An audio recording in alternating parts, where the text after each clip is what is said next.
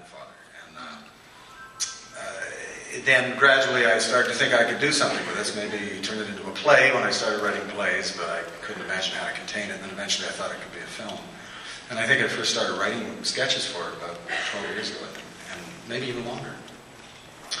But it wasn't until I teamed up with a guy named Neve Fishman that we actually started to think we could maybe produce this. And I don't know if many of you know Neve, but he's psychotic, and which is a real advantage if you actually think you're going to try and raise $20 million. And so for a very long period of time, Neve and I have been going and meeting with fantastically wealthy people and trying to convince them to give us money. And, you know, they don't do that really very often. They didn't get rich by giving it away. In fact, I wish I'd had a little camera. I would have had a fantastic documentary. My dinners with billionaires. Anyway, we did finally get enough money together. And over those many, many years, there have literally been hundreds and hundreds of people who've been involved in it in one way or another. And I would like to thank them all now, one by one. So. But I left my notes in the car. Instead, I'll just introduce you to a few people, starting with one of my co-producers. There are two others, Francis Damberger.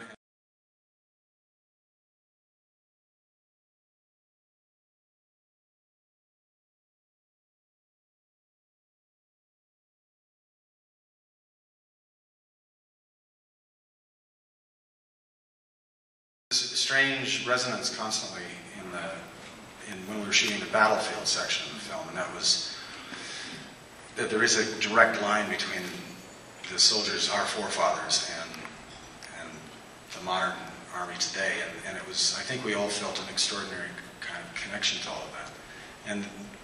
And the film, for me, has been such a long kind of journey in a way to try maybe slightly to explore what I thought about war. And I do think that this particular war shaped us, what we are, what we feel it means when we call ourselves Canadian. I think was forged in the slaughter yards of the Western Front. And the film is really a romance, and I think that, in the end, love is probably the only thing that can counterbalance implacable brutality. So I hope you have a great time on that.